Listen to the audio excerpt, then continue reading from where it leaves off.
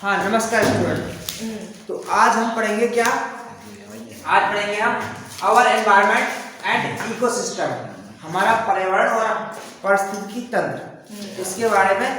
तो हम इस चैप्टर में एक वैसे बोर्ड चैप्टर नंबर है 25 I think, second last chapter है। और बता दें इसमें हम 5 चीजों के बारे में बात करेंगे विस्तार से, ठीक है। सबसे पहले तो एनवायरनमेंट के बारे में बात करेंगे, जो एनवायरनमेंट क्या है क्या नहीं है इसके बारे में, उसके बारे में मैंने लिखाने क्या बात करनी है, ठीक है। तो उसको हम जनरलाइज कर देंगे, ठीक है। यस।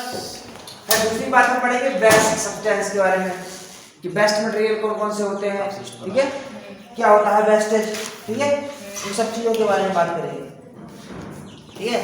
कौन कौन से वेस्टेज होते हैं, ठोस, गैस, तरल, ठीक है।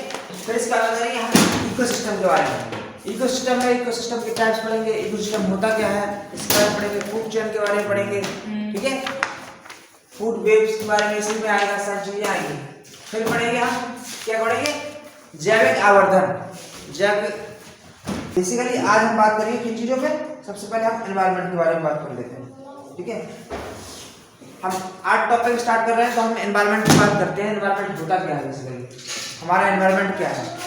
एनवायरनमेंट वो चीज है जहाँ पे हम लोग रहते हैं। पहले इसको साफ कर देते हैं। अब हम बात कर रहे हैं बेसिकली, बेसिक इंट्रोडक्शन हम दे रहे हैं एनवायरनमेंट। एनवायरनमेंट का होता क्या है एनवायरनमेंट बेसिकली। एनवायरनमेंट वो चीज है जो हमारे यहाँ पे क्या कहते हैं, हमारे चारों तरफ का वातावरण, हमारा प्राकृतिक जो माहौल, उसको हम क्या कहते हैं एनवायरनमेंट। अब प्राकृतिक माहौल में भी अकेला नहीं होता, कृत्रिम माहौल भी होता है, जहाँ पर रहते समाज का माहौल भी होता है, उसको भी हम एनवायरनमेंट बोल सकते हैं। तो बेसिकली जैविक और अजैविक, ठीक है, जैविक और अजैविक वस्तुओं, ठीक है, घटकों से मिलकर बना होता है क्या, पर्यावरण। जीवों के चारों ओर उपस्थित हुआ क्षेत्र जो उन्हें घेरे रहता है, जैविक क्रियाओं पर प्रत्यक्ष अप्रत्यक्ष रूप से प्रभाव डालता है। चाहे वो प्रत्यक्ष रूप से, जैसे तुमको मारा, ठीक है, तो ये क्या हुआ, प्रत्यक्ष रूप, डायरेक्ट। मैंने इसमें बॉल मारी और वो बॉल रखे तुमको गई, ये क्या है, अप्रत्यक्ष रूप,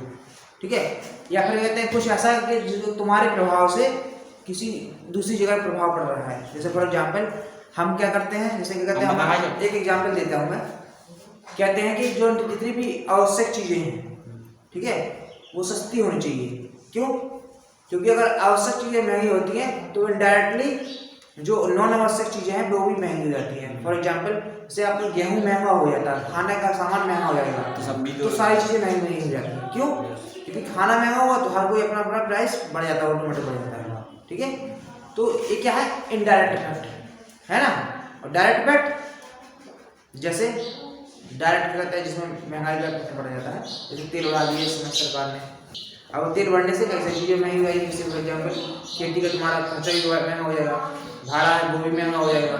तो भाड़ा महंगा होगा तो कहते हैं तुम्हारी चीज़ें भी महंगी होंगी, तो वो इनडायरेक्ट इफेक्ट हो गया, ठीक है। तो जो भी प्रभाव पड़ता है उसको हम कहते हैं पर्यावरण। इस प्रवृत्ति में जीवों से संबंधित वे सभी तत्व, वस्तुएं, स्थितियां, दिशाएं सम्मिलित होती हैं जो जीवों के जीवन एवं विकास को प्रभावित करती हैं। इसको प्रभावित करती हैं, विकास को प्रभावित करती हैं, ठीक है। पर्यावरण जैविक और जैविक दोनों प्रकार के घटकों से मिलकर बना होता है। ये तो मैंने बताया कि जैविक और अजैविक। जैविक पर्यावरण मतलब जो है जो इतने भी जीव हैं, जीव जंतु, ठीक है, कवक, जीवाणु, ये सारे क्या है, जैविक घटक। अजैविक घटक कौन से हैं, जिसमें मिट्टी, जल, वायु, प्रकाश, ताप, ये क्या अजैविक घटक है। फॉर एग्जाम्पल हम कहते हैं एनवायरनमेंट दूषित हो रहा है, तो वो कौन सा घटक है, अजैविक। वायु प्रदूषण हो रहा है, वो क्या, अजैविक घटक, ठीक है।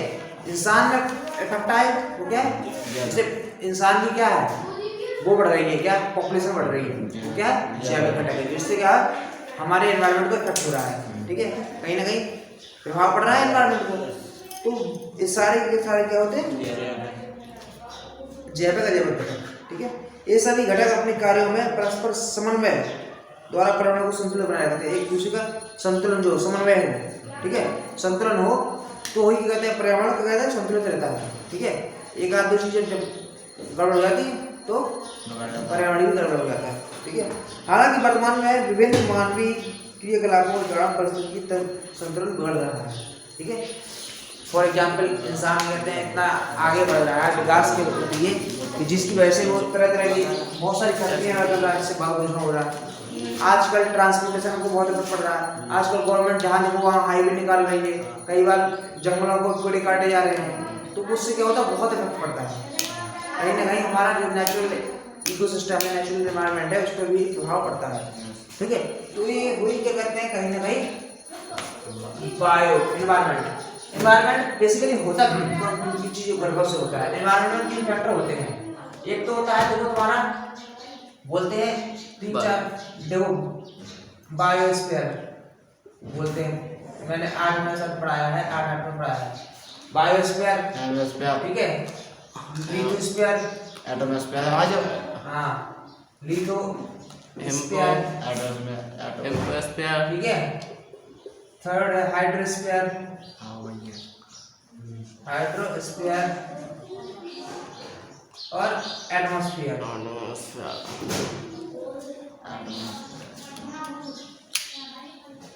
एटमॉस्फेयर क्या होता है, बायोस्फीयर क्या होता है, बायोस्फीयर में जितने भी जीव जंतु हमने बताया ना, जैविक अजैविक घटक, तो जितने भी जीव होते हैं क्या होते हैं, लिविंग थिंग। ठीक है, लिविंग थिंग का मतलब है जीव जंतु। ठीक है, लिविंग थिंग्स। ठीक है, लिथोस्फीयर क्या है, जितनी भी धरती है सॉलिड चीजें, ये धरती हो गई, पहाड़ हो गए, पत्थर हो गए, पठार हो गए, ये सारे क्या है लिथोस्फीयर मतलब लिविंग थिंग। ये भी कहते हैं एनवायरनमेंट के अंदर ही आते हैं, जितनी ठोस चीजें हैं। ठीक है, ठीक है, ठोस कह सकते हो या पृथ्वी कह सकते हो, जो भी कह सकते हो। हाइड्रोस्फीयर जितनी पानी से रिलेटेड चीजें हैं, जैसे हमारा समुद्र हो गया, हमारी नदियां हो गई, हमारी झीलें हो गई, तालाब हो गए, ठीक है, बांध हो गए, कुछ भी है जितने भी पानी से रिलेटेड चीजें हैं, पानी की डोमेन्स है, वो सारी की सारी किसमें आती है, हाइड्रोस्फीयर में। तो ये भी एक एनवायरनमेंट का ही पार्ट है। पानी किसका पार्ट है, एनवायरनमेंट का पार्ट है। इंसान किसका पार्ट है, एनवायरनमेंट का पार्ट है। धरती किसका पार्ट है, एनवायरनमेंट का पार्ट है। अब आते हैं एटमॉस्फेयर, इसकी बात करते हैं पानी। ठीक है, तो ये क्या हो गई, ये हो गई हवा से रिलेटेड। एटमॉस्फेयर मतलब हवा, बेसिकली हवा का रिलेटेड कह देते हैं। ठीक है, हवा से रिलेटेड जितनी चीजें होती है वो एटमॉस्फेयर में आते हैं, चाहे वो कहते हैं, ठीक है, हेलीकॉप्टर ले लो, एयर में जितनी भी चीजें होती हैं, एयर वाले जीव जंतु भी, ठीक है, सारे एरोप्लेन्स ले लो, तुम्हारा हवा तेज चल रही है, बादल बन रहे हैं, सारी चीजें किसमें आती है, एटमॉस्फेयर में। ठीक है, तो ये चीज आ गई। अब हम आते हैं टॉपिक्स चैप्टर के पहला टॉपिक के ऊपर। हमने पढ़ाया, मैंने बात की किसकी, सॉलिड वेस्ट। हाँ, तो अब हम बात करेंगे किसके बारे में, सॉलिड सब्सटेंस। अलाउ करके चलेंगे हम एक बार। सॉलिड सब्सटेंस नहीं, वेस्ट सब्सटेंस मतलब अपशिष्ट पदार्थ। अपशिष्ट पदार्थ होते क्या हैं, अपशिष्ट पदार्थ वो पदार्थ होते हैं जिनको हम फेंक देते हैं, यूजलेस कह देते हैं, कचरा, कूड़ा, ये क्या हो गई, वेस्ट सब्सटेंस। मतलब जो हमारे पास, अब वेस्ट सब्सटेंस 3 तरह के हो सकते हैं, या तो सॉलिड, गैस या तरल होते हैं। बोलो, सॉलिड, गैस या लिक्विड भी बोलते हैं। ठीक है, सॉलिड मतलब जैसे कहते हैं, तुमने क्या दिया, लोहा पत्थर, बहुत सारी चीजें हो जाती है, पूरा धूल मिट्टी की ये सब चीजें हो जाती हैं। ठीक है, जितना भी कचरा तुम्हारा कहते हैं, पॉलीथीन वॉलीथीन ये सब चीजें आ जाती है, डिब्बे पे आ जाती है, प्लास्टिक आ जाता है, जो भी तुम्हारा यूजलेस है। आजकल तो तुम्हारा ई वेस्ट भी हो गया, ये ई वेस्ट तो आपके में है नहीं है। जो ई वेस्ट मतलब क्या है, इलेक्ट्रॉन का सामान वगैरह होता है, तो उसके बारे में हम चर्चा नहीं करेंगे। हम बात कर रहे हैं ठोस गैस। गैस से हमारा प्रदूषण होता है, फैक्ट्री का धुआं, हमारा घर का चिमनी का धुआं होता है, कोयले का धुआं, ये सब किसमें आता है, गैस वेस्टेज में आता है। बोलो, तरल क्या हो जाता है, जो हमारे नाली या उसका पानी होता है, ठीक है, गंदा पानी, कारखानों का पानी, लिक्विड डला रहता है, उसमें कहीं ऑयल डल रहते हैं, केमिकल, ठीक है, सारे के सारे क्या होते हैं, वेस्ट सब्सटेंस के अंदर 3 प्रकार के वेस्ट सब्सटेंस हो सकते हैं। ठीक है, जो हम कहते हैं यूज नहीं करते हैं। ठीक है, जैसे ठोस क्या हुआ, नगर पालिका कचरा हो जाता है, तुम्हारा राख हो जाती है। ठीक है, बहुत सारे किसी के अपशिष्ट हो जाते हैं, हम चलाते हैं उसको, तो हमारा बच जाता है, जो हमारे यूज का नहीं होता है उसको हम करते हैं, क्या बोलते हैं, गैस सब्सटेंस बोल देते हैं। ठीक है, सारी चीज समझ में आ गई। अब बात करते हैं, ये भी 2 तरह के होते हैं।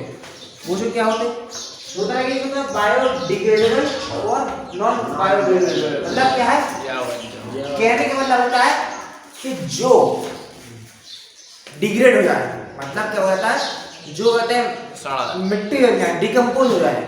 जैसे हमारा कहते हैं अगर सॉलिड वेस्ट के ऊपर बात करें तो गोबर है, तो गोबर क्या होता है, डिकम्पोज हो जाता है।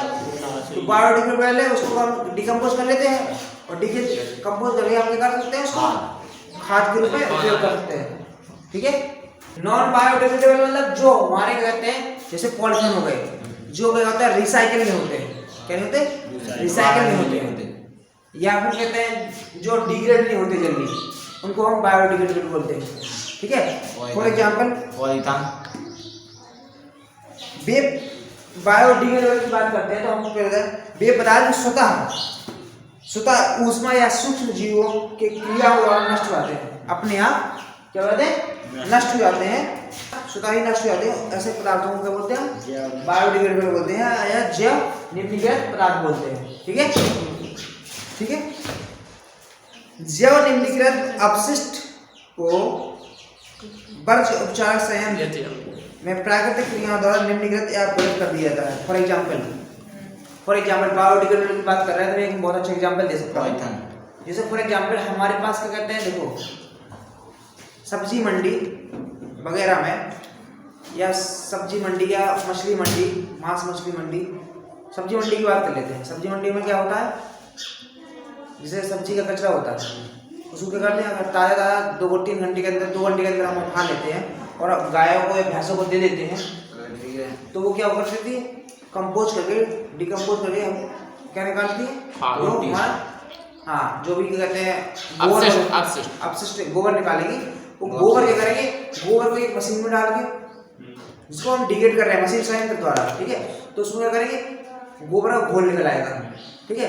और जो वो कचरा बचेगा, ठीक है, वो कहते हैं जो घोल बचेगा उसको हम केंचुए के हवाले कर दें, केंचुए उसको खा के जल्दी जल्दी कर दें, मिट्टी को और बना दें, मिट्टी बना देंगे, जो कि क्या होता है, ब्लैक कोयला, कृषि का ब्लैक कोयला कह सकते हैं। मतलब गोल्ड क्या कहते हैं, ब्लैक गोल्ड, हाँ सॉरी ब्लैक गोल्ड बोलते हैं उसको, क्या बोलते हैं, ब्लैक गोल्ड, काला सोना। जो केंचुए की खाद होती है वो क्या होती है, काला सोना होती है। ठीक है। उसको ब्लैक गोल्ड भी बोलते हैं। तो वैसे ही कहते हैं वो कितनी जल्दी, बहुत तेजी से, तकरीबन 72 घंटे के अंदर वो क्या होता है, एक काला सोना के रूप में बन जाता है। तो ये क्या होगा, ये एक प्रोसेस होगा जो नेचुरल प्रोसेस से होता है। हम ऐसा आर्टिफिशियल रूप से भी कर सकते हैं, जैसे मछली है। ठीक है। और जो भी चीज़ें होती है तो जो सड़ा जाता है, जो कहते हैं नहीं खा पाता, तो उसको हम कहते हैं कीड़ों के हवाले करते, सुरंगी खा देती है। उन सुरंगियों को कौन खाता है, ठीक है, मुर्गियों की खाती है। फिर मुर्गियाँ वो क्या देती हैं, बड़े बड़े अंडे देती हैं।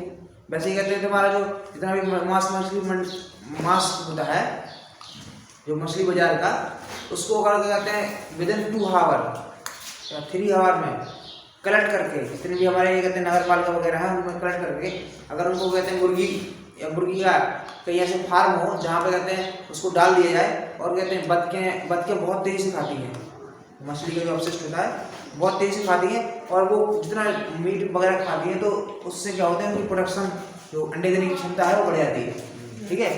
तो वो क्या होगा, तो वो वेस्ट जो है वो किसी काम भी आ गया, और उसका क्या है, बाई प्रोडक्ट के रूप में क्या निकल के आया, बढ़िया यूजफुल प्रोडक्ट निकल के आया। ठीक है। ये क्या है, एक नेचुरल प्रोसेस है कि नहीं है, कि जो जिसकी काम है वो उसको काम आ जाएगा। अब सब्जी मंडी का ये कर रहा है, अगर उसको हम सेपरेट करके कहते हैं गायों को दे दें, भैंसों को दे दें, गौशाला है बहुत सारी, तो क्या करेंगे, जितनी बूढ़ी गाय घर में दूध देती तो वो क्या है, एक खाद का रूप में देगी, गोबर देगी, गोबर का हमको कहते हैं खाद बना लो। ठीक है। और खाद बदल के तुम आराम से बेच सकते हो। वैसे ही कहते हैं तुम मछली मंडी का कहते हैं कचरा उठा के और अपनी मुर्गी या बतखों को दे दो, वो खा के बढ़िया ताज़े अंडे देंगे। ठीक है। तो ये एक सिस्टम है, इसको हम यूज कर सकते हैं। ठीक है। उपचार संयंत्र भी बोलते हैं इसके द्वारा लगा कर। ठीक है। आसान में इतनी चीज समझ आ गई। ठीक है। और बाकी हम कहते हैं बायोगैस प्लांट होता है, जो भी बनता है, जैसे कचरा बन गया तो उसमें डिकम्पोज करते हैं ऑक्सीजन के लिए, मैंने बताया था तुम्हें, उसमें बढ़ाया ऊर्जा के स्रोत में। ठीक है। तो वैसे भी हम कहते हैं इसको क्या करते हैं, बायोडिग्रेड कर सकते हैं बेस्ट सब्सटेंस को, ठीक है। अब होता है इसके प्रभाव क्या पड़ते हैं। जैव निम्नीकृत के अपघटन होते समय अत्यंत तीक्ष्ण दुर्गंध उत्पन्न होती है। जितना भी डिग्रेड होता है, अगर गोबर वगैरह डिग्रेड होता है तो बदबू ही हो जाती है। हाँ, औद्योगिक अपशिष्टों को मृदा में दबाने और मृदा की उर्वरता क्या हो जाती है, कम हो जाती है, ठीक है। जितने भी फैक्ट्री वगैरह से जो अपशिष्ट निकलते हैं, वेस्टेज निकलता है, उसको मिट्टी में दबाने से उसकी क्षमता क्या हो जाती है, उर्वरक क्षमता घट जाती है, ठीक है। बड़ी मात्रा में इन अपशिष्टों को एकत्र होने के कारण उनमें रोगजनक मक्खियां मच्छर उत्पन्न होने से लोग बीमार हो जाते हैं, ठीक है। जितना वेस्टेज का अगर गला रहता है तो कीड़ा वगैरह होकर लोग बीमार पड़ते हैं, ठीक है। जल स्रोतों में अपशिष्ट डालने से क्या होता है, जल स्रोत प्रदूषित होता है। प्रदूषित हो जाते हैं। फॉर एग्जाम्पल तुम्हारा गोबर ही ले लो, तुम किसी में डाल रहे हो तो वो गंदा हो जाएगा। गाँव में तुम देखो नाली आली रहती है, गंदा हो जाता है, ठीक है। लेकिन इसके प्रभाव है जो इफेक्ट करता है। अब बात करते हैं अजैविक। वे अपशिष्ट सूक्ष्म जीव विकिरण, ऑक्सीकरण या रासायनिक अपघटन की प्राकृतिक क्रियाओं द्वारा विघटित होकर उपयोगी पदार्थ के रूप में परिवर्तन नहीं होती।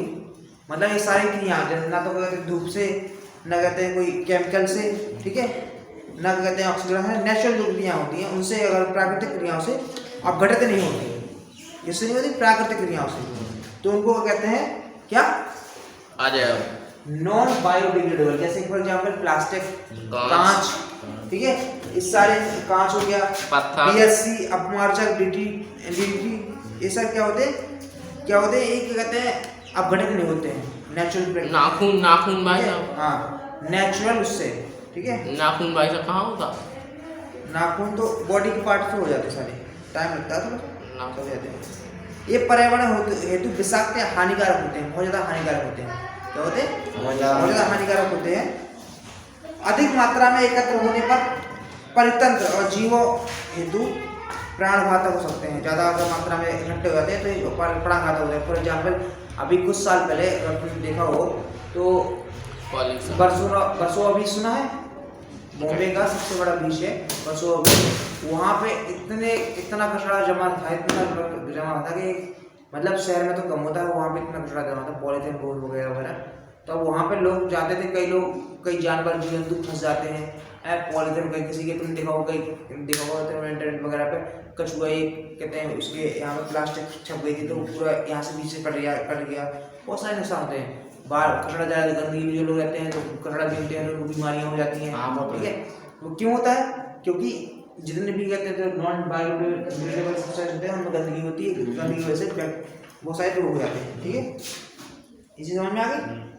तो ये पर्यावरण को भी हानिकारक होती है। जैसे फॉर एग्जाम्पल रेडियोधर्मी अपशिष्ट, कीटनाशक, भारी धातुएं। जैसे फॉर एग्जाम्पल एक एग्जाम्पल लेते हैं, दिल्ली गए हो कभी, देखा होगा तो जहाँ पे कहते हैं वहाँ पे नहीं गए बता रहा हूँ, इतने बड़े महानगरों में जो कचरा होता है वहाँ पे इतना कचरा कहते हैं वो होता है कि तकरीबन पहाड़, जैसे पहाड़ है इससे बड़े बड़े पहाड़ कहते हैं, वहाँ पे कचरे का पहाड़ लगा है। तो कचरे के पहाड़ में पर हमेशा उसमें आग लगने का डर रहता है। क्यों होता है, क्योंकि जितना भी तुम्हारा जो बायोडिग्रेडेबल सब्सटेंस होते हैं दब जाते हैं तो वो डिग्रेड होते हैं, तो CH4 बनता है। CH4 से क्या होता है, तुम पता है कि हम आपको कहते हैं जो बायोगैस प्लांट बनाते थे उसमें गैस निकलती है, ज्वलनशील होती है, खाना बनाने में अचानक से इतनी धूप के कारण आग लग जाती है। आग लग जाती है तो क्या होता है, धुआं निकलता है। इसीलिए तुम देखा होगा बॉम्बे में, दिल्ली में ज़्यादा प्रदूषण हो जाता है, कोहरा ज़्यादा होता है, आज ज़्यादा प्रदूषण होता है। वहाँ पे जाओ तो हजारों लाख की तादाद में जो है कौवे हो गए मंडराते होंगे तो देखेंगे, ठीक है। वो क्यों, क्योंकि वहाँ पे इतना है ना, ठीक है, निकलते ही पूरे शहर का। तो महानगर पालिका जो होती है वो कचरा डालती है, जगह पे वेस्ट डालती है, अपना करेगी, ठीक है। तो वो सारी कई सारी चीज़ें कर रही है, लेकिन फिर भी गलत होता है।